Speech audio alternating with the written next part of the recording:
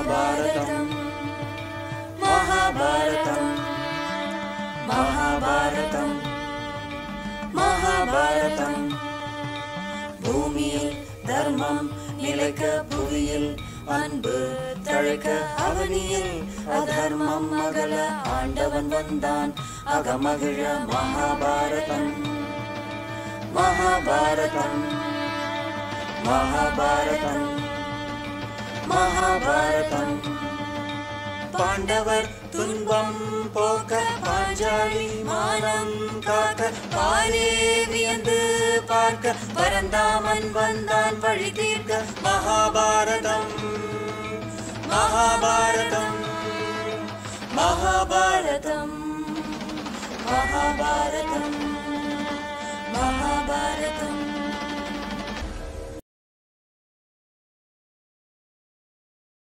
ஆனந்த சந்திரிகையின் அன்பான வாசகர்களுக்கு வணக்கம். இந்த மகாபாரத தொடரை வாசிப்பது உங்கள் வீணா ஹரிஹர். கடந்த அத்தியாயத்தில் துரியோதனனும் அர்ஜுனனும் ஒரே சமயத்தில் கண்ணனை கண்டு துரியோதனன் கண்ணனின் லட்சக்கணக்கான பெருஞ்சேனையை பெற்றுக்கொண்டான் என்றும், அர்ஜுனன் வாசுதேவன் பாண்டவர்கள் பக்கம் இருக்கட்டும் என்று கேட்டு பெற்றுக்கொண்டதாக படித்தோம். மேல நடக்க இருக்கும் சுவாரஸ்யங்களை கேட்க ஆவலா இருக்கீங்களா? வாங்க படிக்கலாம். அத்தியாயம் 47. மாமன் எதிர்கட்சி. நகுல சகாதேவர்களின் தாயார் மாத்திரிக்கு மத்திர தேசத்து மன்னனாகிய சல்லியன் உடன் பிறந்த சகோதரன், அதாவது நகுல சகாதேவர்களின் தாய் மாமன். பாண்டவர்கள் உபப்பிலாவிய நகரத்தில் யுத்தத்திற்கு வேண்டிய ஏற்பாடுகள் செய்து வருகிறார்கள் என்று கேட்டு சல்லியன் பெரியதொரு சேனையை திரட்டிக்கொண்டு பாண்டவர்களுக்கு துணை போக தீர்மானித்தான். உபப்பிலாவியம் செல்லுகையில் இளைப்பாறுவதற்காக சேனையை அங்கங்கே நிறுத்தினான். அவ்வாறு முகாம் போட்ட இடங்களில் 1.5 யோஜனை நீளத்திற்கு அவன் சேனை பரவி நின்றதாம். 1 யோஜனை என்றால் 9 மைல் நீளம். மத்திர தேசத்து மன்னன் பெரும் சேனையுடன் பாண்டவர்களுடன் சேரப் போய்கொண்டிருக்கின்றான் என்ற செய்தி துரியோதனனுக்கு எட்டியது. அவன் இதை எப்படியாவது தடுத்து சல்லியனை தன் பக்கம் சேரும்படி செய்ய வேண்டும் என்று நினைத்தான். அதற்காக தன் அதிகாரிகளை அழைத்து உடனே சல்லியனுக்கும் அவனுடைய படைக்கும் எல்லாவித சௌகரியங்களையும் செய்ய உத்தரவிட்டான். அரசன் கட்டளைப்படி அழகாய் அலங்கரிக்கப்பட்ட பல மண்டபங்கள் வழியில் அமைக்கப்பட்டு சல்லியனுக்கும் அவனது படைக்கும் அற்புதமான உபச்சாரங்கள் செய்யப்பட்டது. தின்பண்டங்களும் பலவித பானங்களும் ஏராளமாக பரிமாறப்பட்டன. வழி முழுவதும் இவ்வாறு செய்யப்பட்டதில் மத்திர சேனாதிபதிக்கு மிகுந்த சந்தோஷம் உண்டாயிற்று. இது போன்ற கவனிப்புகள் இக்காலத்திலும் அரசியல் கட்சிகளால் பெரிய கேளிக்கை விடுதிகளில் ஆட்சியை தக்க வைத்துக் கொள்ள ஏற்பாடு செய்யப்படுவதை பார்க்கின்றோம். சல்லியன் இதுவெல்லாம் தருமனின் ஏற்பாடு என்று எண்ணி உபச்சாரங்களை பெற்றுக்கொண்டு ஒரு இடத்திலிருந்து மற்றொரு இடத்திற்கு பெருஞ்சேனையுடன் பூமி அதிர சென்று கொண்டிருந்தான். தன்னை தருமன் கௌரவிக்கிறானே என்று களிப்புற்று தனக்கு உபச்சாரங்கள் செய்த வேலைக்காரர்களை அழைத்து இவ்வாறு அன்புடனும் கவனத்துடனும் என்னையும் என் படைகளையும் உபசரித்த வேலைக்காரர்களுக்கு நான் தக்க பரிசுகள் கொடுக்க வேண்டும். அரசுக்கு சொல்லி அனுமதி பெற்று வாருங்கள் என்று சொல்லி அனுப்பினான். இதை வேலைக்காரர்கள் தங்கள் எஜமானன் துரியோதனனிடம் போய் சொன்னார்கள். உபச்சாரம் செய்த கூட்டத்துடன் கூடவே மறைவாக சென்று கொண்டிருந்த துரியோதனன் அப்போது சல்லியன் முன் நின்று வணங்கினான். சல்லியன் ஆச்சரியப்பட்டு, இவ்வளவு உபச்சாரமும் நீயா செய்தாய் என்று சொல்லி, உனக்கு நான் என்ன கைமாறு செய்வேன் என்று கேட்டான். தான் பாண்டவர்களுக்கு சகாயமாக போவது தெரிந்தும் துரியோதனன் பெருந்தன்மையுடன் க்ஷத்ரிய முறைப்படி உபசரித்தான் என்பது சல்லியனுடைய எண்ணம்.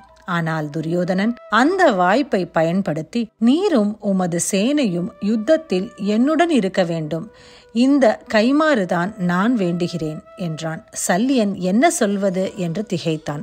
துரியோதனன், உமக்கு பாண்டவர்கள் எப்படியோ அப்படியே நானும், எனக்கு நீர் துணையாக இருக்க ஒப்புக்கொள்ள வேண்டும் என்றான். சல்லியன் மிக பெரிய தர்ம சங்கடத்துடன் அப்படியே ஆகட்டும் என்று வாக்கு கொடுத்தான்.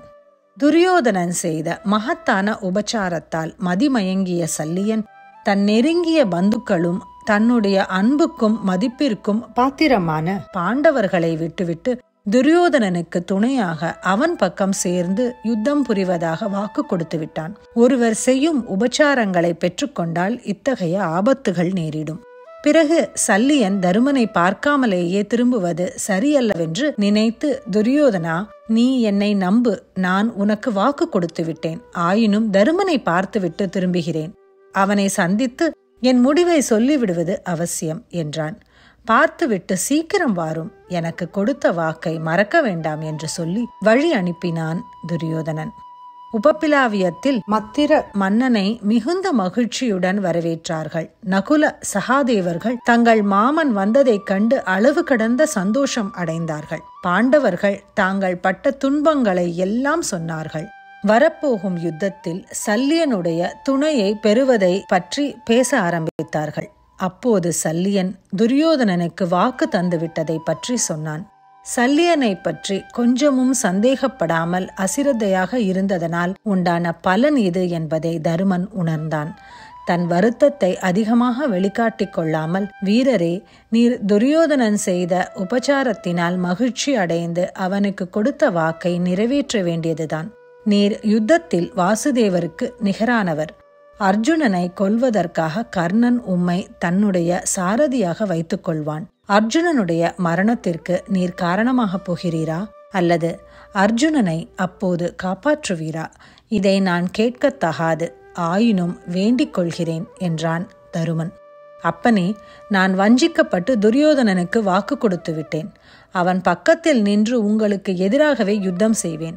ஆயினும் கர்ணன் அர்ஜுனனை எதிர்க்க செல்லும் போது என்னை சாரதியாக அடைந்தால் என்னால் கர்ணனுடைய மாண்பிற்கு கலகம் ஏற்பட்டு அர்ஜுனன் காப்பாற்றப்படுவான். யுத்தத்தில் சிக்குவிக்கப்பட்டு திரௌபதியும் நீங்களும் அடைந்த துயரங்கள் முடிந்தன. இனி உங்களுக்கு மங்களம் உண்டாகட்டும். விதியின் போக்கை யாராலும் தடுக்க முடியாது. நான் செய்த பிழையை பொறுத்துக்கொள் என்று கூறி விடை பெற்று சென்றான். இந்த அத்தியாயத்தோட நிறைவுக்கு வந்துட்டோம். சல்லியன் நகுலன் சகாதேவனுக்கு தாய்மாமன் ஆன போதும் துரியோதனனின் தந்திரத்தினால் குருக்ஷேத்திர போரில் கௌரவர்கள் தரப்பில் போர் புரிய ஒப்புக்கொண்டார்னு இந்த அத்தியாயத்துல படிச்சோம். மேல நடக்க இருக்கும் சுவாரஸ்யங்களை தெரிஞ்சுக்க ஆவலா இருக்கீங்களா? அடுத்த அத்தியாயத்தோட உங்களை சந்திக்கும் வரை உங்களிடமிருந்து விடை பெறுவது உங்கள் வீணா ஹரிஹர்.